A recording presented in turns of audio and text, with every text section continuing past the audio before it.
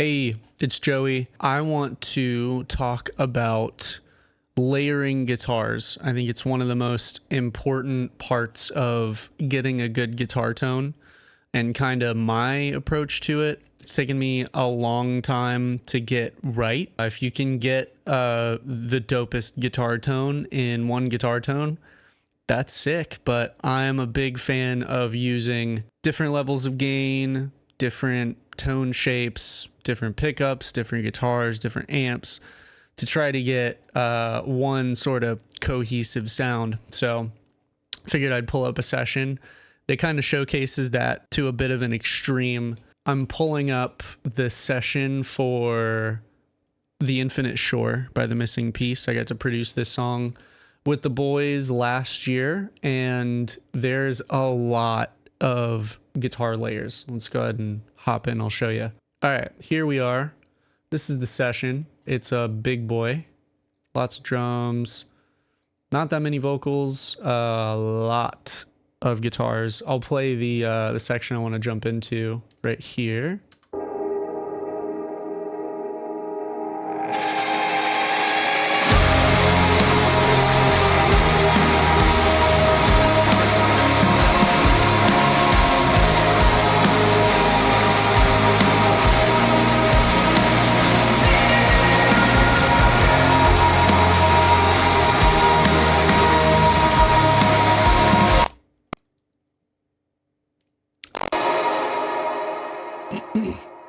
I had my computer just shit out on me, but that's fine. You get the point. It's shoegazy, it's big, it's massive, lots of guitars. And let's see, there's 1, 2, 3, 4, 5, 6 layers of rhythm guitar there, which I'm not saying you should do that. I probably shouldn't have done that. But I do think that in this session, all of those layers kind of work together to make this one big cohesive fat wall of sound. Let me hop in here and solo these out. This is the rhythm layers soloed out.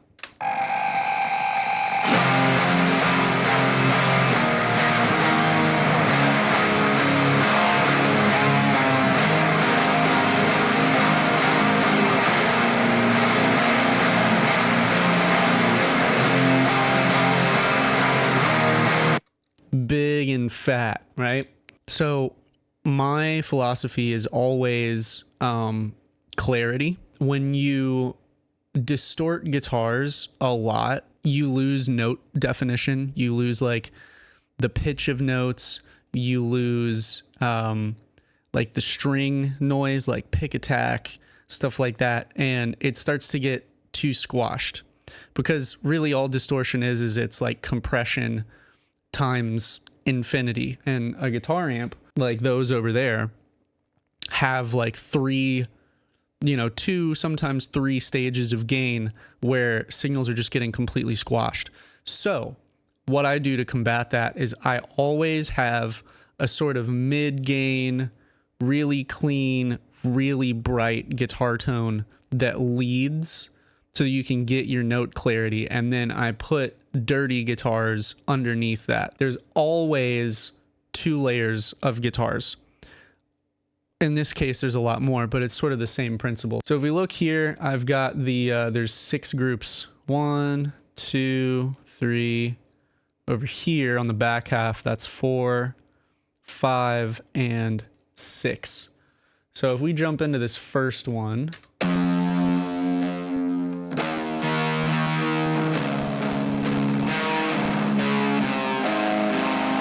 now this was the original guitar take that was in the demo that the boys sent me, and their big gripe when they sent me the demo was that the back half wasn't fat enough. And I like to fatten things up, but I still wanted to keep this vibe of like the movement, because the part is really cool. So it was kind of thickening it up while keeping the movement of the part and the melody that's in the part. Yeah.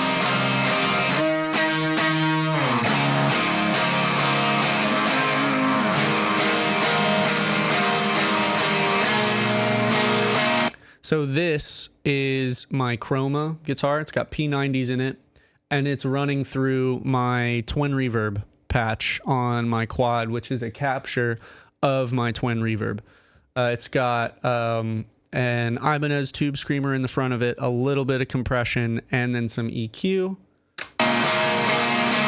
And that is your cleaner tone that relies a lot more on, it's like the bright, chimey tone. Let's see if there's anything on here. A little bit of EQ. With that tone, there is a lot of 2K, a lot of 3, the hissy stuff. If I take this off.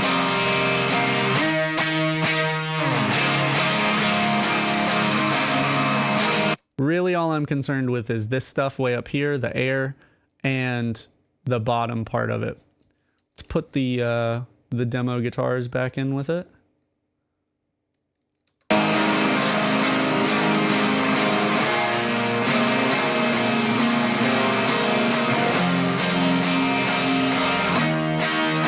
All right, so we're starting to get somewhere. We got a lot of chime. We've got the movement of the top part. This is where things will start to change a little bit. This is my heavy guitar.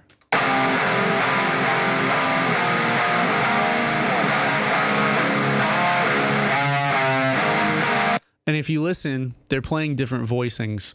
The heavy guitar, because of the way that distortion shapes sounds, I want to use the most stable harmony that I can. So most of the time with guitars like these, I'm only playing power chords.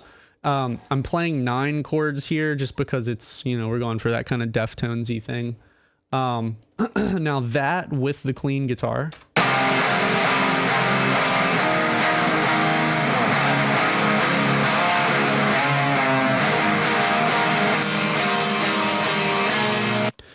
these guitars are all getting run into a compressor, the API 2500, and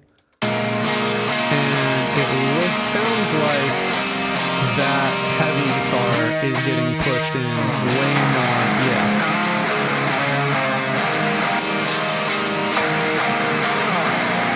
way more, way more. So we've got a fast attack, a really fast release. So really what's happening with these two is the pick attack from this tone is getting combined with the body and the girth of this tone. Because there isn't a lot of pick attack in this tone. It's mostly just noise. But if we bring in this one,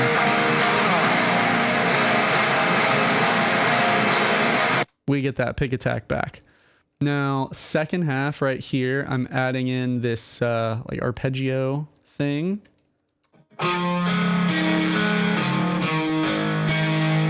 Against the clean tone, the twin tone. And that just kind of opens up that back half. Gives a little bit more movement.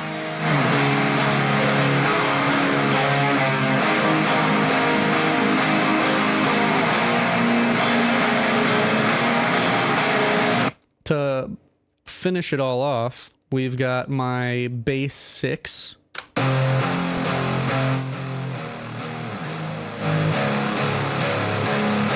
Again, different voicings.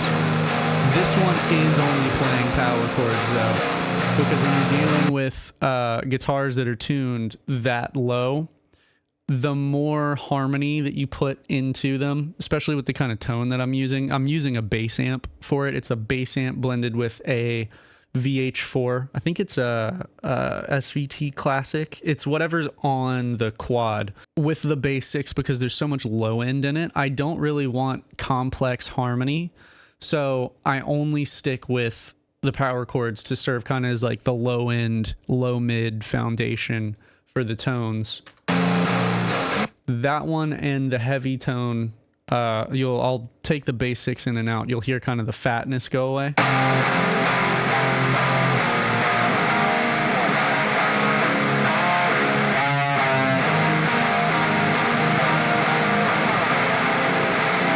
That's the good right there. And then we put in the cleaner tone. Here's our pick attack, a little more clarity.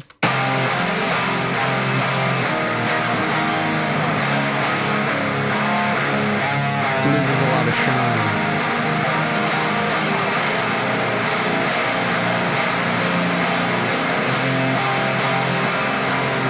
With the demo guitars, little movement.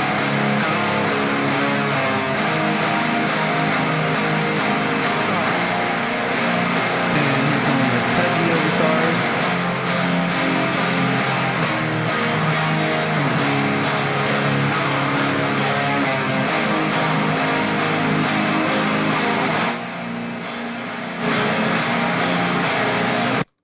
And then once you add the bass in with that,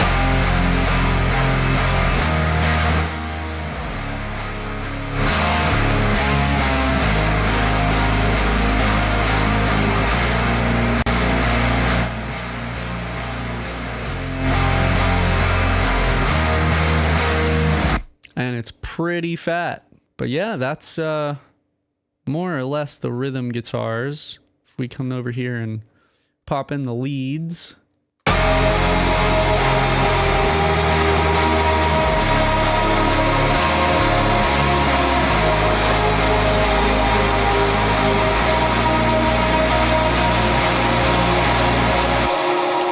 These leads were actually really sick. It's kind of just a bunch of leads stacked over top of each other.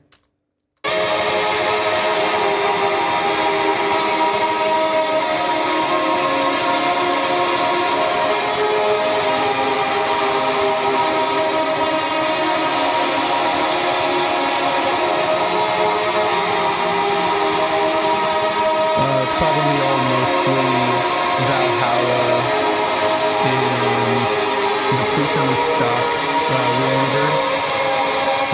Looks like I'm using STL for those tones, the AC15. Yep, it's the AC15 tonality Andy James. This is like my favorite guitar amp sim plugin, and it is on all of these.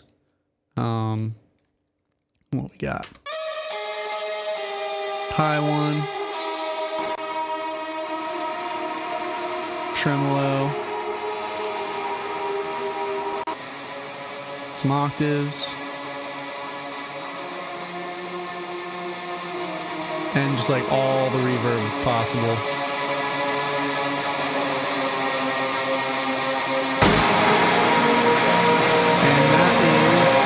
This guitar tone is made from all those moving parts.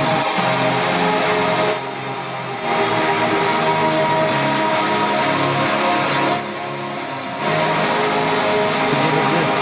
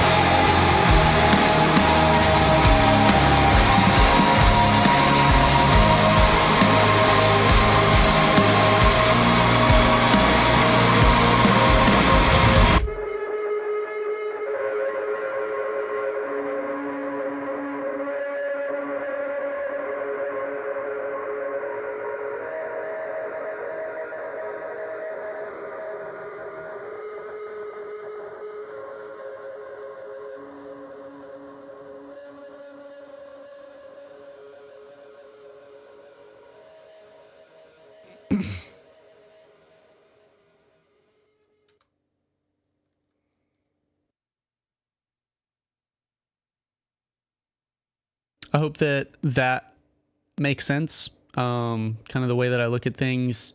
It gave you something maybe to try out when you're tracking guitar. It's all just building blocks, right? If you track in a guitar and it doesn't feel as bright and clean and clear, track another guitar over it that's brighter and cleaner and clearer, and try to blend them together.